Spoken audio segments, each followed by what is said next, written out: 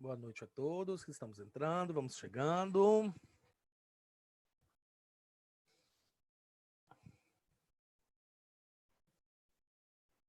Esperar o povo. Estão me ouvindo? Letícia e Natália?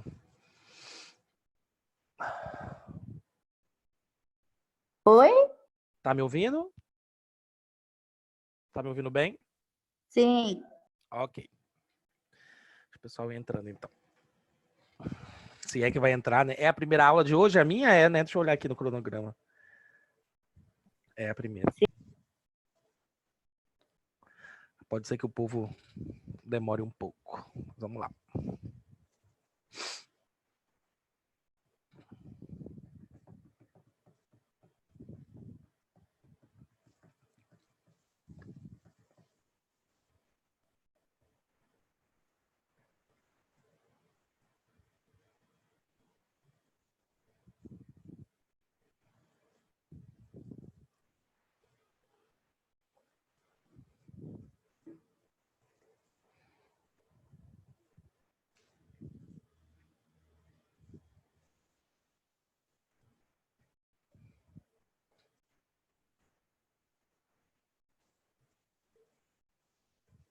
Esperar mais um minutinho só, tá, gente? Eu começo.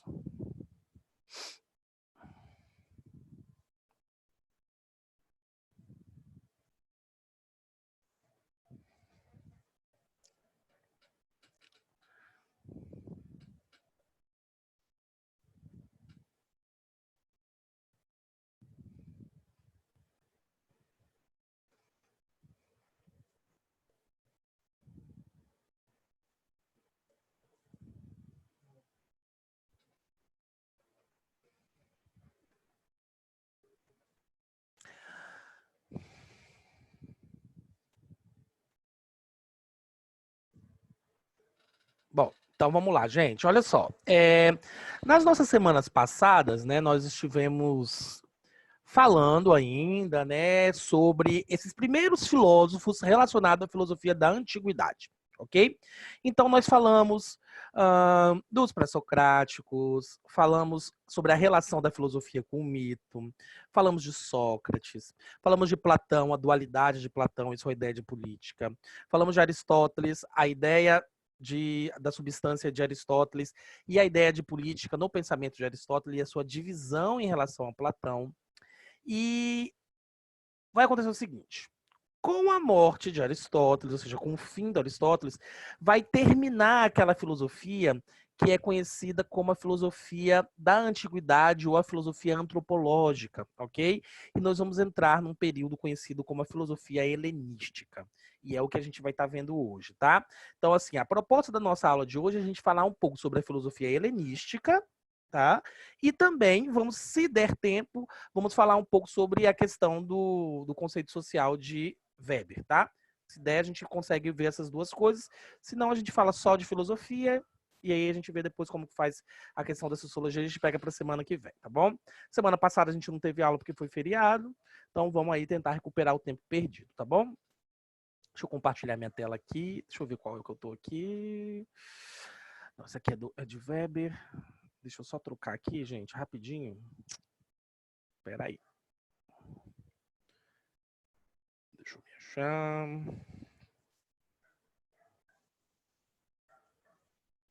Ok.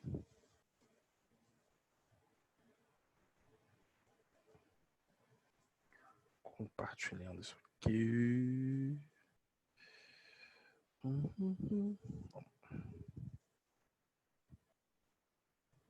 Peraí, que eu acho que eu abri o slide errado, gente. Peraí, só um pouquinho. Não é esse que eu quero. É esse. Período helenista, ok. Ui, me silenciei. Vamos lá. Compartilhar. Ok, gente, nós temos aqui então, vamos começar um pouco a falar sobre a questão do período helenista, né? No final da aula eu vou compartilhar com vocês eu coloco lá no Zap os nossos slides, tá bom? Mas pra gente falar então por início do período helenista, vamos dar uma olhada aqui rápida. Deixa eu colocar aqui mapa para a gente observar, vamos fazer aqui uma observação juntos.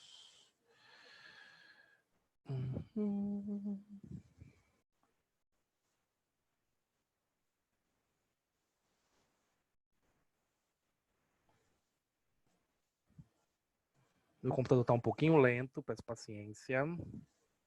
Ele não poderia estar assim, mas ele está. Dorinha com a minha cara, ok. Deixa eu compartilhar isso aqui com vocês. Compartilhar, ok. Olha só, vamos lá então. Nós estamos falando aqui desse período helenístico, né? E aí nós vamos falar dessa região aqui da Grécia, né? Na Grécia Antiga, o início, né, da nossa filosofia, toda aquela filosofia da antiguidade, dos pré-socráticos, do mito, né, do surgimento propriamente dito da filosofia antropológica de Sócrates, Platão e Aristóteles, ela vai se dar aqui nessa região aqui, que é a região conhecida da Grécia Antiga. Com a Guerra do Peloponeso e o fim do período, né, conhecido como período das cidades-estados gregas, os macedônios eles vão invadir, né, essa região. Deixa eu só fazer aqui a marcação aqui. Os macedônios vão invadir aqui a região da Grécia Antiga, essa região aqui, e vão, primeiro com Filipe II, depois com Alexandre o Grande, iniciar o desenvolvimento e a expansão daquilo que vai ficar conhecido depois como a cultura helenística, tá? É aquela, Alexandre o Grande ele vai iniciar ali o processo e vai crescer e vai acabar se expandindo aqui e vai pegar um pedaço da Ásia, da África, do próprio continente europeu como um todo, tá bom? E aí, quando a gente começa a falar sobre essas escolas helenísticas, né, nós temos que pensar em algumas situações específicas. Vamos lá entender então aqui do início da nossa aula aqui.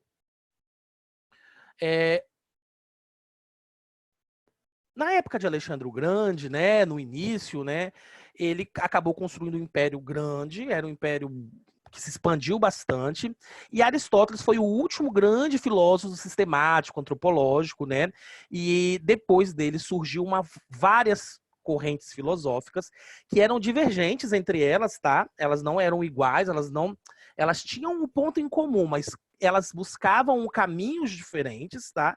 E essas correntes vão ficar conhecidas como as filosofias helenísticas, tá bom? Todas elas tinham algo em comum.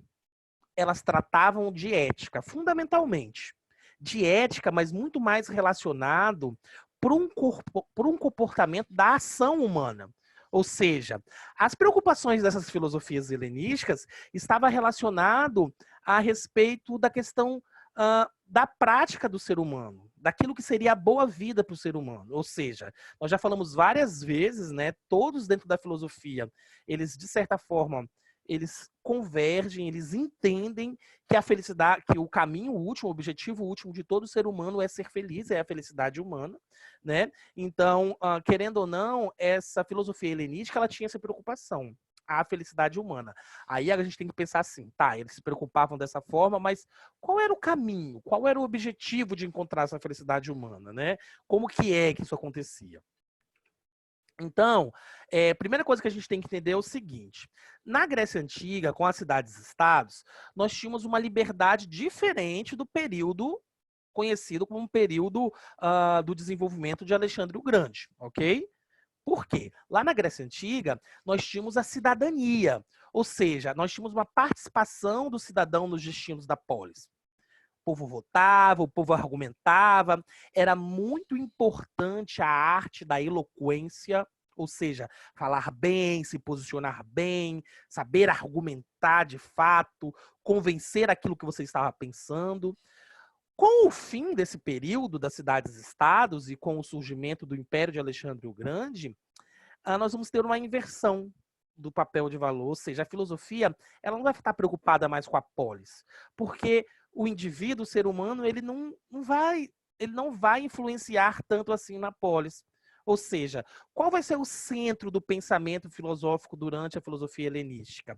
A vida privada do indivíduo. Ou seja, a filosofia, essas correntes filosóficas, elas vão tratar da intimidade da pessoa, tá? Elas vão tratar sobre o interior do ser humano, buscando o quê? A felicidade. O caminho era sempre esse, a busca pela felicidade, ok?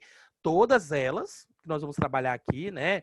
A corrente epicuristas, os cínicos, os estoicos, né? Os céticos, todos eles buscavam a felicidade com caminhos diferentes, mas todos eles tinham algo em comum, que tratavam da intimidade do ser humano.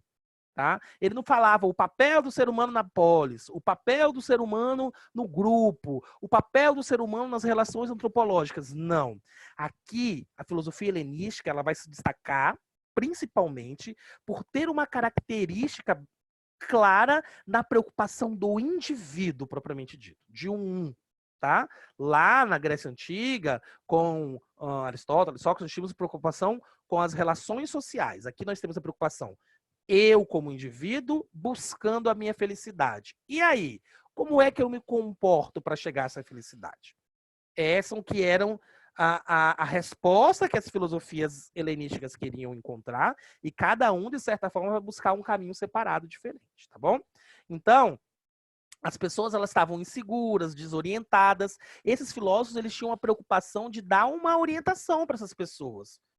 Ou seja, buscar uma paz de espírito, uma felicidade interior, tá? Epicuro, né, que é o filósofo dos prazeres, ele aconselhava as pessoas que olha, vamos nos afastar das intranquilidades, da vida política. Olha só o que ele falava, hein? Vamos nos afastar da vida política. A gente imagina, por exemplo, Aristóteles falando que o ser humano tinha que se afastar da vida política? Não, ele falava que o homem era um animal político, que ele só ia se desenvolver dentro da polis, dentro da política, argumentando e se posicionando. Ou seja, já Epicuro falava que a busca da felicidade ela está numa distância, que ele vai falar sobre o processo da ataraxia. Tá? Viva, Epicuro falava de maneira assim, né, bem clara sua máxima, ou seja, viva de maneira oculta para encontrar essa felicidade. Tá? As correntes helenísticas, então, nós destacamos a corrente epicurista, a estoicista, o pirronismo, né, que são os estoicos, e o cinismo, tá? São essas 4 correntes que nós vamos falar hoje, mas lembrando que todas elas buscam um entendimento do interior do indivíduo, tá? Um entendimento bem específico, bem claro, lá da busca da felicidade, de uma questão da vida privada. O ser humano, o indivíduo, o cidadão, agora, ele não influencia mais na polis. Ele perdeu aquele papel de cidadão central. Tá? Agora nós vivemos uma monarquia, nós temos ali um rei, um imperador, né? Que é ele que domina e tem o poder centralizado na sua pessoa. Então, essa situação ela se modifica agora, tá? O epicurismo, então, primeira das correntes que nós vamos estar falando, Epicuro, então, falava que o homem, todo indivíduo, ele acabava vivendo entre 2 possibilidades, né? Básicas, o prazer e a dor. É isso aí. Então, a gente estava aqui numa linha tênue. Num extremo nós tínhamos o prazer, no outro extremo nós tínhamos uma dor. Então, a sua felicidade, segundo o Epicuro, era buscar sempre aumentar o prazer e diminuir a dor. Tá? Mas isso não necessariamente significava ser hedonista, ou seja, o hedonismo no sentido de buscar o tempo inteiro o prazer carnal, não. Não é isso, tá? Epicuro vai falar que esse prazer, tem vários tipos de prazeres. Tá bom? Então, assim, então quer dizer que Epicuro fala que nós temos que buscar o prazer e diminuir a dor. Eu vou viver de festa, não vou estudar. Não é bem assim, tá? Tem um equilíbrio aí no sentido do pensamento de Epicuro. Vamos tentar entender sobre isso, então. Ele fala assim, tem muitas dores que elas são passageiras, mas que no final das contas elas geram prazeres enormes. Por exemplo, essa dedicação extrema e exclusiva que vocês estão fazendo agora na questão da preparação para o Enem. Ou seja, esse momento preparatório que vocês estão se dedicando agora ao estudo, com um objetivo claro, eu tenho certeza que você abdicar de sair com os colegas, abdicar de viajar, muitas vezes abdicar de ter um namorado ou uma namorada nesse momento, abdicar da vida social durante 2, 3 anos, não é algo que nesse momento gera prazer. Gera. Não, ele te gera dor. Te gera uma certa exclusão social. Mas essas dores serão passageiras, porque no final elas vão te gerar um prazer maior, que é conseguir ser aprovado naquilo que você tanto almeja, tá? Já Epicuro fala que existem prazeres que são intensos, mas que depois promovem dores maiores. Quem nunca encheu a cara e falou, nunca mais eu bebo na vida? Quando você estava lá na festa, bebendo com os colegas, né? Se divertindo, tava ótimo. Mas parou, no outro dia vem aquela ressaca que você pergunta assim, anotou a placa? Aí a pessoa assim, que placa? Do caminhão que passou em cima de mim ontem, porque só pode que eu fui atropelado. Não tem outra explicação, ok? Então, para Epicuro, esse prazer, essa felicidade, essa busca pelo prazer e a fuga da dor, então, ela não deve ser impulsiva e irracional, mas ela deve ser ponderada e equilibrada. Não é nada no extremo, eu tenho que pensar, eu tenho que usar a minha racionalidade para que eu possa encontrar a minha felicidade, tá bom? Então, para alcançar a felicidade, nós temos que entrar num estado de ausência da dor, que Epicuro vai chamar de ataraxia. Essa palavra é muito importante para as filosofias helenísticas, tá? Quase todas elas vão falar um pouco sobre a questão da ataraxia. Ou seja, é preciso aprender a desfrutar os prazeres concretos. Eu tenho que dominar o imediatismo, os prazeres exagerados, as paixões, os medos, o apego, a cobiça. Tudo isso me leva ao sofrimento e não ao prazer, tá? Então, esse estado de ausência de dor é um estado onde o ser humano, o indivíduo, ele consegue controlar isso aqui, ó. Ele controla a paixão, ele controla o medo, o apego, a própria cobiça. Ou seja, esse processo ataráxico destacado por Epicuro é um estado que nós chamamos de imperturbabilidade da alma, que só vai ser alcançada com a contemplação de coisas, por exemplo, com a arte em geral, uma boa conversação, coisas, então, equilibradas, tá? Ou seja, desfrutar de coisas concretas e equilibradas. Não tá querendo aí o tempo todo buscar esses prazeres conhecidos como os prazeres exagerados da paixão, né? E do descontrole. Então, a felicidade individual para Epicuro é um processo de não se perturbar com as coisas, com esse processo conhecido como ataraxia. Gente, foco na palavra ataraxia, tá? Porque eu já vi muitas questões relacionadas, cai lá pergunta sobre a ataraxia, a gente fica assim, hã? Então, a ataraxia é um estado de ausência de dor. Ah, essa ausência de dor é o quê? É quando eu aprendo a controlar. Controlar o quê? A controlar isso aqui, ó. Controlar a paixão, a controlar o medo, a controlar o apego, a cobiça. Se eu controlo tudo isso, eu fico imperturbável, a minha alma, né? E eu fico, ó, zen, e automaticamente eu fico feliz. Tá bom? Então, ataraxia, ataraxia, ataraxia. Façam uma anotação aí de vocês, se vocês não fizeram ainda, da palavra ataraxia e relaciona ela com o epicurismo aí, tá bom?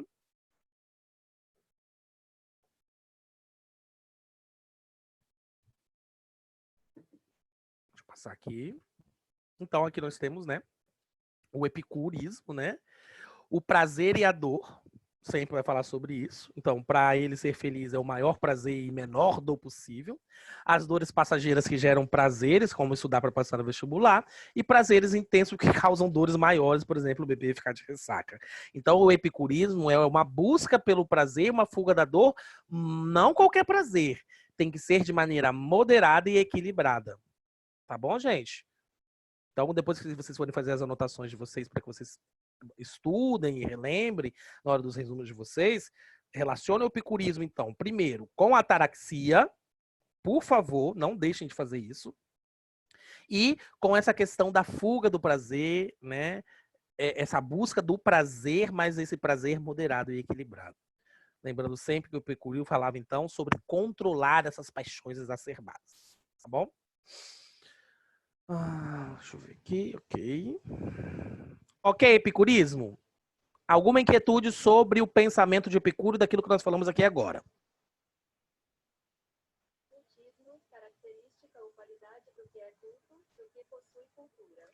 O meu celular tá ali falando sobre. Eu falei, eu acho que ele tem aquela questão de pesquisar sozinho, não tem? E eu uso o celular como webcam. E aí o Google pesquisou direito, sozinho. Mas enfim, então vamos passar, tá? Depois do epicurismo, então, ainda lá dentro das filosofias helenísticas, nós temos então o estoicismo, ok? Vamos ver o que fala o estoicismo, então. É uma corrente filosófica, é a foi com certeza a principal corrente filosófica do período helenística. Olha só, falava-se sobre a ataraxia, nesse sentido de ter a tranquilidade da alma, né? E a apateia também, que é a ausência das perturbações. Então, gente, a ataraxia vai ser algo presente nas filosofias helenísticas. Ou seja, busca a felicidade, busca uma felicidade medida e controlada, que recebe esse nome aí, ataraxia, tá? Ou seja, tá tranquilo, tá? Só que essa tranquilidade, segundo os estoicos, ela só é obtida quando o homem ele é guiado por sua razão. Quando ele vence o seu poder das suas paixões e ele consegue entender que a razão está acima de qualquer coisa, tá? Então o estoicismo foi a principal corrente do período helenístico.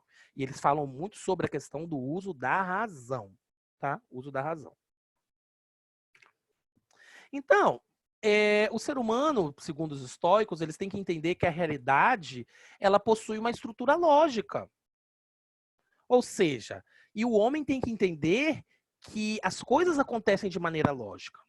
Então, se eu começo a entender e a pensar que eu não tenho controle sobre a minha vida, que foi o Deus que me castigou, que eu vou passar fome ou vou comer porque se é um Deus que quer, eu não vou estar nesse processo ataráxico. A minha alma não vai estar tranquila nunca. A minha alma, ela, segundo os estoicos, ela só vai ganhar tranquilidade se eu viver a partir da razão. Os estoicos, então, vão acreditar e eles reconhecem que a razão é o guia do mundo. Ou seja, o homem só alcança a razão se ele entender essa felicidade. Então, os estoicos meio que queriam que as pessoas aceitassem, eles entendiam que as pessoas tinham que aceitar as coisas que aconteciam entre elas, né? Ou seja, essa serenidade, essa ideia de você não se afetar com as coisas físicas e morais, ela, de certa forma, ela te trazia uma resiliência para encontrar a felicidade. Ou seja, a razão ia te dar coragem ante um perigo, né? Ela ia te dar indiferença entre as riquezas materiais, porque você tinha razão. Então, você, aquela pessoa é super rica e eu não sou rico, por isso eu sou triste. Não. Se eu uso a minha razão, se eu tenho a minha razão como um guia, isso não vai perturbar a minha alma vai estar ataráxica e eu vou estar feliz. Tá? Então, os estoicos vão falar principalmente sobre o uso da razão na vida do ser humano. Mas olha só que coisa interessante. O caminho o caminho diferente, mas o objetivo é o mesmo que o epicurismo. O epicurismo fala, nós vamos encontrar a felicidade através de comedir os prazeres. Os estoicos falam que é através do uso da razão. Vamos lá. Então, aqui nós temos um resuminho sobre o estoicismo, né? Então, a felicidade humana é a ataraxia, é a apateia, que é a ausência de perturbações, mas essa ataraxia, essa apateia, ela só vai ser estabelecida se o ser humano for guiado pela razão. Senão, não tem sentido nenhum. Tá bom?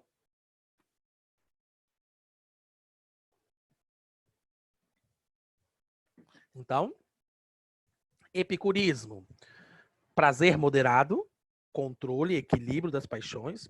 Estoicismo, felicidade através da razão. Ok? Inquietudes sobre o estoicismo? Passando. O ceticismo. Vamos lá ver o que o ceticismo tem aqui para falar com a gente, né? Os céticos são um pouco complicados, tá bom? Pirro, né, que é o principal, vamos ser representante da filosofia cética. Então, os céticos acreditam que tudo é duvidoso. Segundo os céticos, a gente não pode ter certeza de absolutamente nada. Que coisa, né? Então, para eles, essa ideia de a gente tentar buscar crenças convictas e firmes, né? Elas acabam gerando muita dor, porque elas podem ser postas em xeque. Então, olha só, hein? Os céticos, eles querem encontrar a felicidade igual os epicuristas e os estoicistas. Epicuro fala do prazer moderado. Os estoicos falam sobre o uso da razão. Os céticos falam que a verdade ela não existe. Então ele fala assim: como que eu vou ser feliz duvidando de tudo então? Porque se eu já sei que tudo pode ser questionável, que não existe uma verdade plena e absoluta, eu não vou sofrer quando essa verdade, que eu acredito ser absoluta, for posta em xeque. Então, se eu acredito muito que algo é uma verdade, por exemplo, eu falo assim, olha, os estoicistas falavam que a razão era uma verdade. Se alguém questionasse isso e você chegasse à conclusão que a razão não fosse uma verdade, você ia sofrer muito. Então, os céticos falam assim, olha, a felicidade, ela permeia-se, ela passa por onde? Por você entender que a verdade não existe, que as coisas são todas duvidosas mesmo. Ou seja, essa felicidade, então, segundo o pensamento cético, ela vai perceber que tudo é relativo, ok? Que as crenças e o juízo a respeito de qualquer coisa, ela é relativa. Nós não podemos ter 100% de certeza relacionado a nada. A verdade, a busca da verdade plena e absoluta, para eles não existe.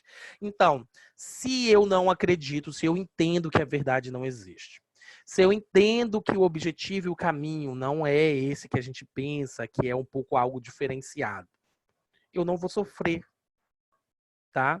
A verdade plena, num caminho correto, ela não vai me trazer, então, nenhum tipo de sofrimento, tá bom?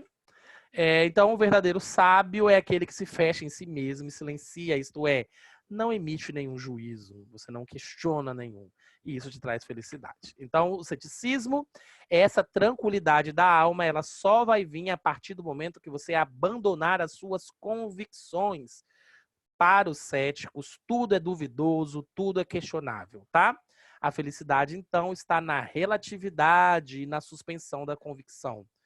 Se eu tenho relatividade em relação às minhas crenças e eu entendo que eu não posso ter convicção em relação a nada, automaticamente eu vou encontrar essa felicidade. Ok? Vamos lá. O cinismo. O cínico é até engraçado, tá, gente? Porque o cínico é uma loucura. Tá bom. Os cínicos, vamos lá. O principal quando a gente fala sobre a questão do cinismo, e aí a gente pensa de cínico relacionado, e a gente tenta fazer uma relação da palavra cínico com o cinismo que a gente entende de hoje, né? E não tem nada a ver uma coisa com a outra, tá? Esse cinismo aqui está relacionado com o cão, porque os representantes desse pensamento filosófico, eles viviam jogados na rua como se fossem animais mesmo, tá? Então, é uma corrente extrema, tá bom? Então, a felicidade para os cínicos, elas eram obtida através da autarqueia, que é a autossuficiência e o autodomínio do si. Só que, para eles, para os cínicos, essa felicidade ela só viria se você rompesse de maneira radical com todos os padrões morais e sociais estabelecidos. Tá? Ou seja, os cínicos pegaram o pensamento socrático que o ser humano devia procurar conhecer a si mesmo e desprezar todos os bens materiais, que Sócrates falava isso, né?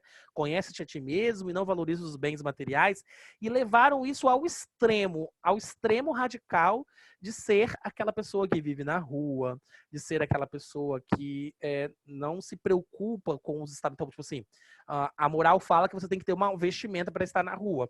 O cínico, por exemplo, andaria nu sem nenhum problema, porque ele não se preocupa com os padrões morais, nem os padrões sociais estabelecidos. Então, essa autarqueia, essa autossuficiência, esse autodomínio é a busca da felicidade, mas de maneira extrema, no sentido de eu não aceito nada que é estabelecido ou imposto por essa sociedade. O caminho, então, para os cínicos era desprezar qualquer tipo de padrão moral e de sociabilidade estabelecido dentro do nosso dia a dia, do nosso cotidiano, tá bom? Então, eles viviam de maneira anárquica, sem teto, nas ruas, como mendigos, né? Diógenes foi o principal exemplo O mais famoso representante, ele era conhecido como Sócrates louco, tá? Ele morava dentro de um barril e ele se masturbava em público, ele perambulava pelas ruas, né? E ele ia com uma lamparina assim perguntando para as pessoas que ele estava procurando, mas não encontrava nenhum único homem honesto, tá? Esses filósofos, então, eles tinham um comportamento subversivo. Eles incomodavam mesmo a sociedade, porque você imagina, a pessoa tá nua, ela não aceita os padrões morais estabelecidos pela sociedade, então eles eram comparados aos cães, né? E por isso que essa corrente filosófica vai receber o nome de cinismo ou cínicos, e não tem relação com esse cinismo nosso de hoje, tá? Só para ficar claro aí com a gente. É uma relação bem diferente. Então, cinismo, que se resume na autarquia, no autodomínio, que é uma vida dedicada à prática filosófica, né? Rompimento com os padrões morais, sociais, com a ética, né? Tudo, então, por isso que eles eram acabados comparados com os cães. Eu adorei esse bairrozinho que nós temos aqui fazendo uma representação ao cinismo. Ok? Então, ó, falamos das 4 escolas helenísticas, ok? E aí, dúvidas, questionamentos? Gente, olha, alguém, eu não sei se está aqui ainda, me fez uma pergunta no WhatsApp, né? Sobre o que eu pensava que era o mais importante de cair no Enem. E aí, o que aconteceu? Eu sou professor do Estado também, eu já falei isso para vocês, né? Então, eu estou recebendo mensagem de literalmente, em média, mais ou menos aí, uns 700 alunos. Eles ficam me mandando mensagem todo dia. Professor, é isso. Professor, eu fiz atividade. Professor, essa aluna me mandou uma pergunta e eu estava fazendo alguma coisa que eu falei assim, eu vou perguntar, eu vou responder isso. Eu apaguei a pergunta, não vi quem foi que me perguntou e não respondi. Quem foi que fez essa pergunta, por favor, me faça outra vez, tá?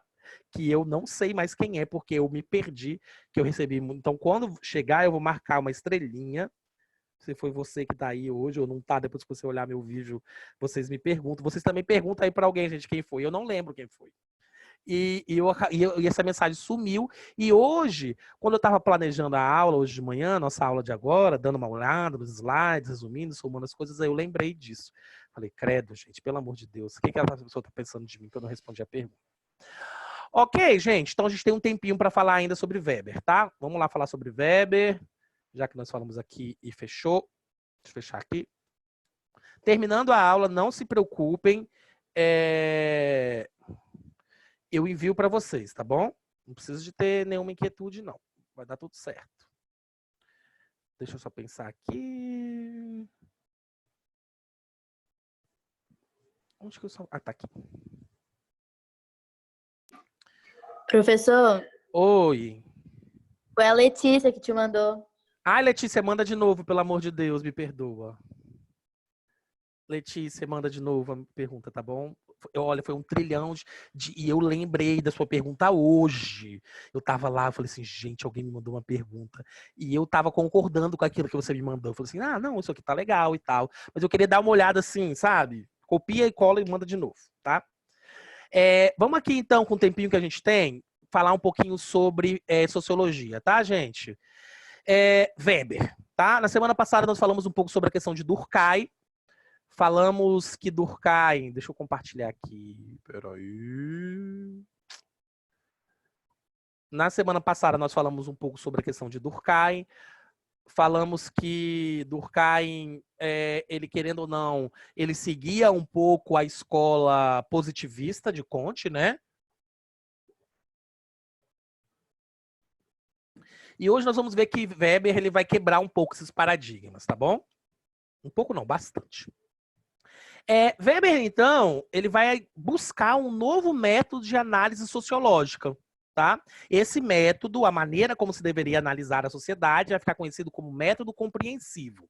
Ele falava o seguinte, quando a gente vai analisar a sociedade, a gente não pode entender que o social, que era o que os positivistas pensavam no seu primeiro momento, tem que ter o mesmo método do que uma ciência natural. Como assim? Ele falava. Assim, o método de análise de uma ciência social, ela deve compreender as manifestações que ocorrem dentro da sociedade. E a sociedade, para Weber, é o indivíduo. Olha que coisa interessante. Durkheim falava que muito mais importante do que o indivíduo era a sociedade que influenciava dentro do indivíduo. Weber vai ao contrário. Esse método compreensivo para entender essas formulações das ciências sociais se dava de outra forma. Então, olha só, Durkheim falava que a sociedade estava predominante em relação ao indivíduo, em relação aos fatos sociais que nós falamos na nossa aula da semana retrasada, né? Então, a vontade do indivíduo estava influenciado pelo pensamento geral da sociedade. E em muitos momentos esse pensamento ele era coercitivo. Você não tinha muita liberdade de escolher, né, e de buscar um outro caminho. Ok? E aí... Peraí, deixa eu abrir aqui assim. Eu tenho que ver minha carinha aqui, senão eu fico meio estranho. E aí, Durkheim era muito, vamos dizer assim, categórico em relação a esse pensamento, porque ele recebia muita influência do pensamento positivista. Então, Weber fala assim, olha, não, o caminho não é esse. Para entendermos os fenômenos sociais, a gente tem que entender, nessa análise sociológica, a gente tem que interpretar a intenção e o sentido das ações do indivíduo dentro da cultura. O foco de estudo de Weber, ele muda em relação a Durkheim. Durkheim fala da sociedade para o indivíduo. Weber fala do indivíduo para a sociedade. Tá? Ele muda completamente essa estrutura do pensamento social. Ele fala, ele vai continuar, né? Ui, travou, pera. Então ele fala assim, olha, a única coisa que deve ser observada dentro de uma sociedade, então, são os indivíduos. E a maneira como eles mesmos vão agir dentro desse processo de socialização e a maneira como eles mesmos compreendem suas ações. Ou seja, o papel da sociologia é tentar interpretar os comportamentos do indivíduo. É olhar o comportamento do indivíduo dentro da sociedade e tentar compreender esse comportamento. Mas é o indivíduo acima da sociedade. Olha só, hein? Bem diferente. Né? Para Weber, então, a sociologia, a problemática da sociologia, o indivíduo vai se destacar em relação à própria sociedade. Tá bom? Então, Weber fala o seguinte, ó. Há 4 tipos fundamentais de ação sociais desse indivíduo, né? Que vão explicar esses fenômenos que a gente observa dentro da nossa sociedade. Existem as ações tradicionais, as ações afetivas, as ações racionais orientadas para valores e as ações racionais orientadas para fins. Vamos tentar entender, então, qual é cada tipo de ação no pensamento de Weber, tá? Então, ó, voltando. Para ele, quando a sociologia vai analisar os problemas e os fatos sociais, ela tem que pensar esse fato social, tá? Da vertente do indivíduo e não da vertente da sociedade.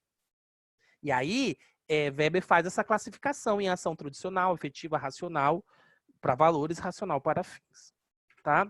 Então, assim, as ações tradicionais são aquelas que a gente está relacionado com a questão do costume, do hábito, do dia a dia, que é quando a gente sai de casa, alguém te dá bom dia, você responde bom dia. É da tradição isso já. Você já faz isso porque faz parte da sua vida. Ok? É comum as pessoas, né, essa questão da moralidade. Então, são as ações tradicionais.